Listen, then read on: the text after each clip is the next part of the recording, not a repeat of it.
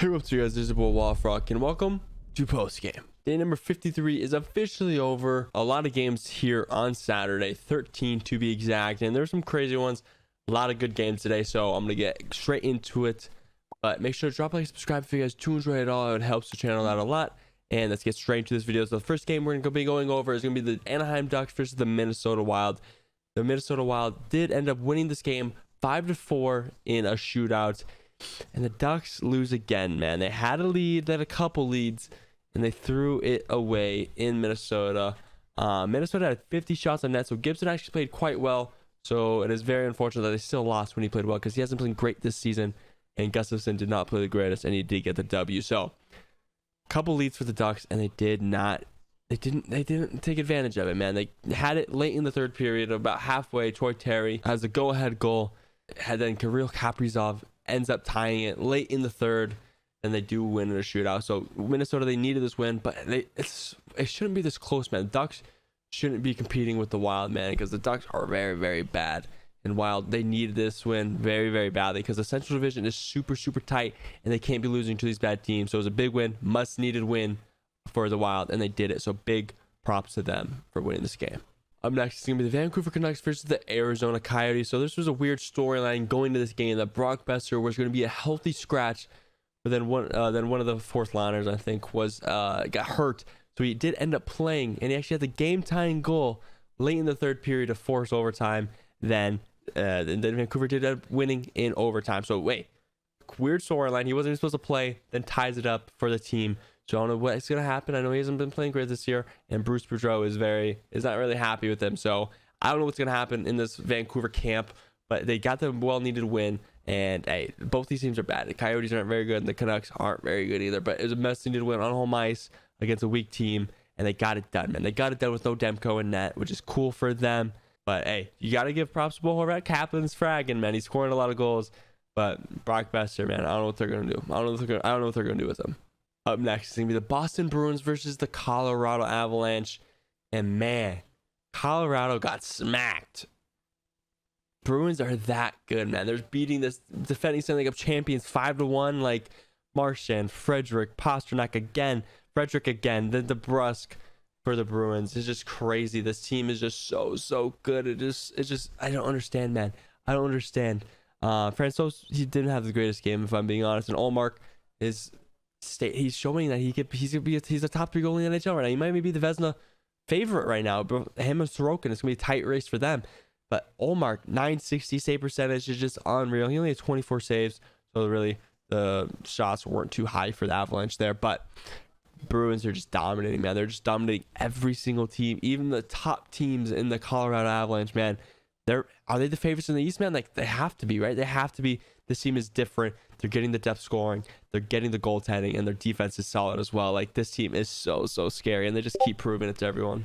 Up next is going to be the Washington Capitals versus the Calgary Flames. It was in Calgary. Two teams that are very mediocre, hit or miss. Like, you don't really know what team is going to be playing. But the Flames have been playing great pretty recently. And they showed that today. They showed that they can play some hockey, and they played very, very well against the Capitals. The third period was absolute domination, in my opinion. That's where they pulled ahead. The first two periods were pretty damn close. It was only 2-1, but the third period, they took over 2 goals in a minute. They scored 2 goals in a minute in the third period, and they just really never looked back from there. Then an empty netter from Lindholm at the end to make it 5-2. Big win for the Flames.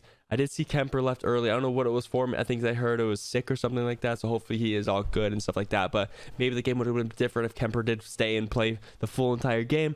But hey, Vladar had a very good game as well, so you got to give props to that. So big win for the Flames. They needed this, man. They need to keep this home ice, because this home ice is very tough to play. You don't really want to go to Calgary and play, because it's a tough place to play, and they're showing that right now. And hopefully they can keep rolling, because hey, this Pacific Division is going to be tight for the top 3, and right now they can look good.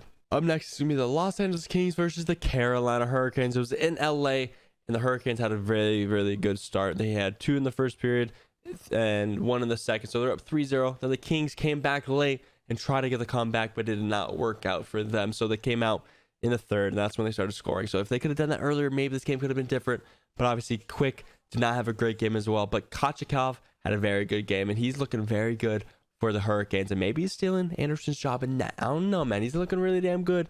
He's saving. He's getting some wins for the Hurricanes, and he's making some big saves. So I'm glad I'm not glad, but Hurricanes are getting back on the right track, because they did have a little shaky last couple games, but hey, they're on the right track now. And the Kings, they have been pretty good recently, but today was not their day against a very good Hurricanes team. It is what it is, man. Like, you're not going to win every game, especially against these top teams.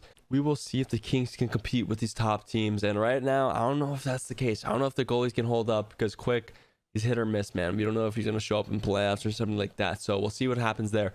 A big win for the Hurricanes. Up next is going to be the Chicago Blackhawks versus the New York Rangers. It was in New York, and the Blackhawks won this game 5-2. Rangers are in shambles. 5 goals on 21 shots. Halak was not ready to play. 800 save percentage. Oh my God, you were bad. And Peter Mrazek, 955 save percentage. Then Soderblom did come in as well. Did not play great, but I don't know what happened there. I don't know if Mrazek got hurt or something like that. But either way, how are you losing to the Blackhawks, man? Rangers are 11-10-5. This team is underachieving tremendously. They were down 3-0 at one point.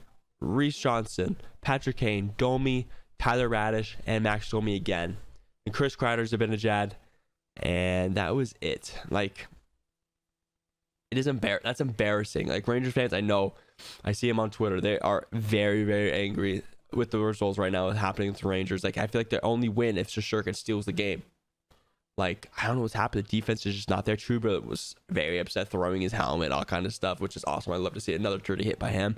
Weird. I hate that guy. But hey, Rangers, I don't know what's happening. I don't know. Like, you guys have to step it up. Like, your roster's too good for this to be happening. I don't know if you guys are going to do some trades. I don't know if you fire the coach. I don't know what's going to happen with the Rangers. Bottom 6 is absolutely horrible.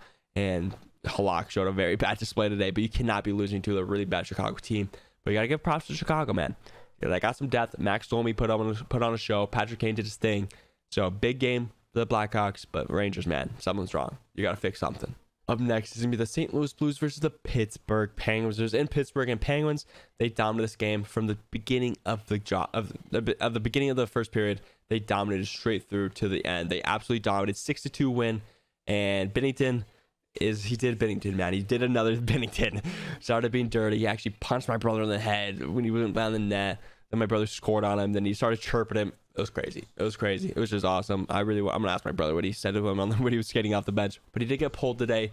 Binnington did not play good. I just feel like he just wants to be dirty instead of playing goalie. I mean, like his coach said that in the post-game interview. He said, "Stop the shenanigans, man. Just make the saves." And right now, that's not what he's doing. He just rather trying to blow people up, trying to punch people when they go by the net. He's just not focused. He's not locked in. But the Penguins, they got some depth scoring. Kasperi Kapanen got the hat trick. All of them are open nets, but who cares? We need him to start rolling, and he did today, which is awesome. And that second line, Russ Molkenzucker absolutely popped off today. So big win for the Penguins. They absolutely dominated this game, and hopefully they can keep that up going down the stretch.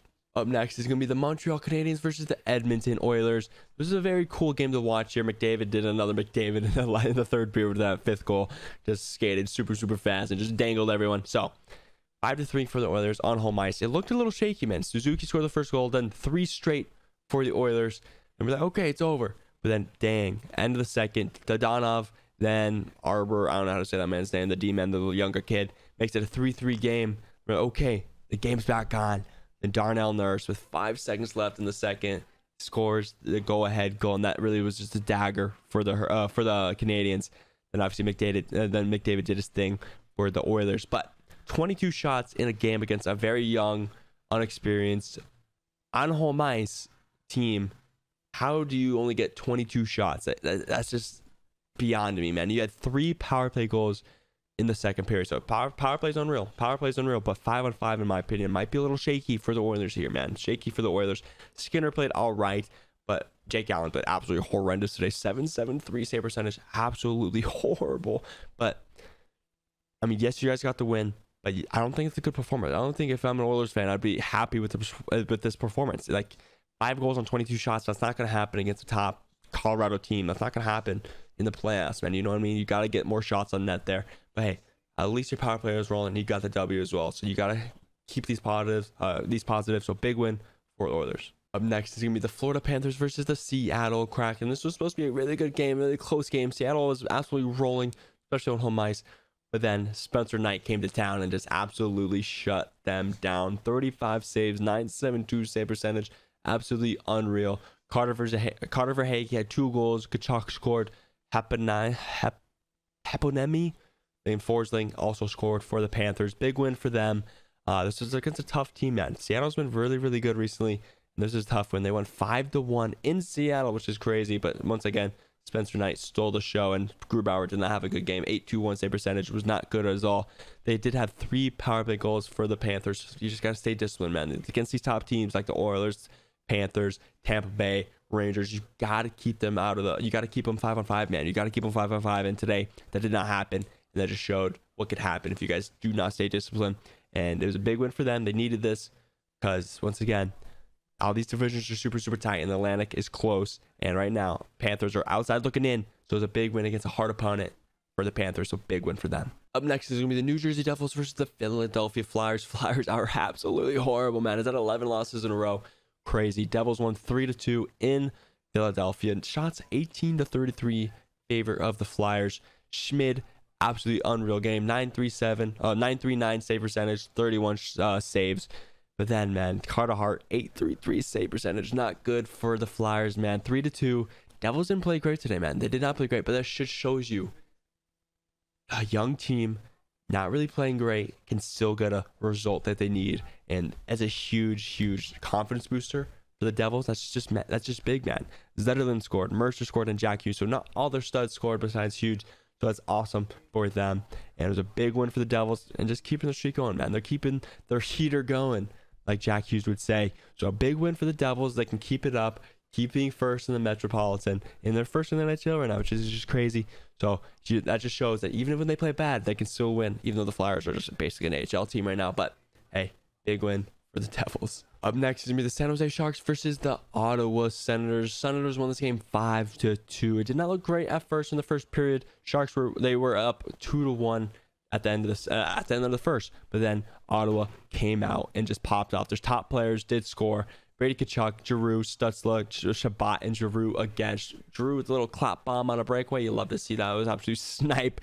A little disrespectful on his end, but who cares? That was an absolute nip. But all this, hey, their top guy scored, and that's why they won this game.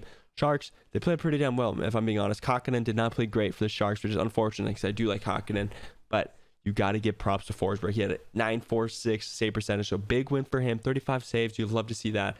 And hey, all their top guys scored. It's going to be a tough place to play in Ottawa, man.